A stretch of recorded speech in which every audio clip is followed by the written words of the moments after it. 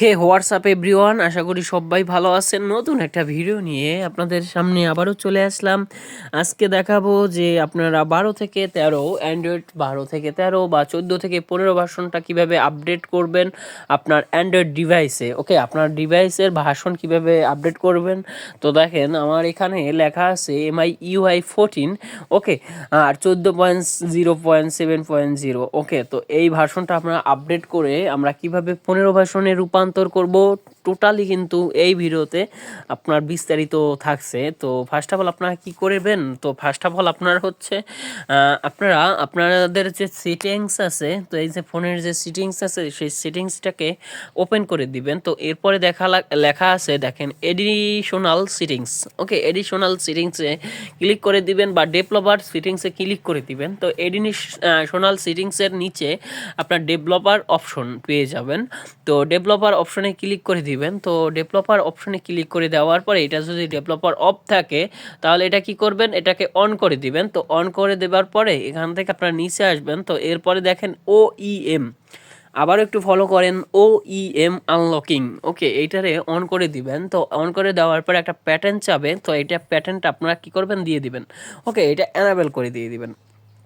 তো এনাবেল করে দেওয়ার পরে আপনাদের লেখা আছে দেখেন এখানে লেখা আছে USB ডিবাগিং। ওকে, এইটারে অন করে দিবেন। তো অন করে দেওয়ার পরে জাস্ট একটা ডেঞ্জারাস, ঠিক আছে, USB ডেঞ্জারাস মানে আপডেটটা হওয়ার জন্য আপনার ফোনে হয়তো রিস্ক যদি থাকে বা থাকে ও ধরনের কোনো প্রবলেম নাই। জাস্ট হচ্ছে এরকম একটা পেজ শো করবে, এটা কী করবেন, ঠিক করে দিয়ে এখানে ওকে করে দিবেন। ওকে, ও সব কিছু দেখার দরকার নাই, জাস্ট হচ্ছে ওখান থেকে বেরিয়ে আসবেন। তো বেরিয়ে আসার পরে আপনারা কি করবেন, আপনারা চলে আসবেন প্লে স্টোর। আপনার ফোনের যে প্লে স্টোর আছে সেই প্লে স্টোরে চলে আসবেন। তো চলে আসার পরে আপনাদেরভাবে সিম্পলিভাবে দেখেন এখানে হচ্ছে কি অ্যান্ড্রয়েড আপডেটিং সিস্টেম বলে একটা টাইপ করে সার্চ করে দিবেন। তো এখান থেকে আপনারা দেখেন অনেক অ্যাপ পেয়ে যাবেন। তো এখান থেকে আপনার ফার্স্ট অফ অল যে অ্যাপসটা আছে বা প্রথমে যে অ্যাপসটা আছে সেই অ্যাপসটাতেই আপনারা ডাউনলোড করে ইনস্টল করে ওপেন করে নেবেন। তো আমি সিম্পলিভাবে ওপেন করে নিলাম।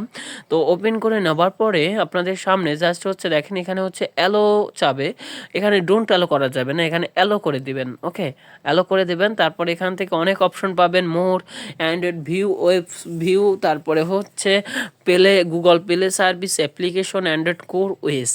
ওকে, সিস্টেম ইনফো। তো এখানে অ্যান্ড্রয়েড কোর ওএসে এটা চেকিং ফর আপডেটে ক্লিক করে দিবেন। তো চেকিং ফর আপডেটে ক্লিক করে দেওয়ার পরে জাস্ট একটু চেকিং হবে। তো চেকিং হওয়ার পরে দেখেন আপনাদের সামনে Google Play system update available.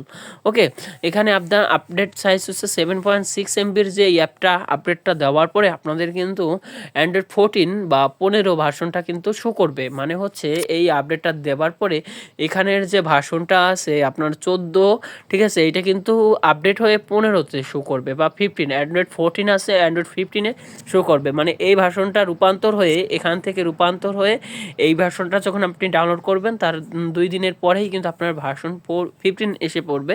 তো এভাবেই কিন্তু আপনার রূপান্তর করতে পারবেন অ্যান্ড্রয়েড 14 থেকে অ্যান্ড্রয়েড 15 আপডেট করে। তো ধন্যবাদ সবাইকে, আশা করি সবাই বুঝতে পারছেন। ভালো থাকবেন এবং চ্যানেলটাকে সাবস্ক্রাইব করে রাখবেন। ধন্যবাদ সবাইকে।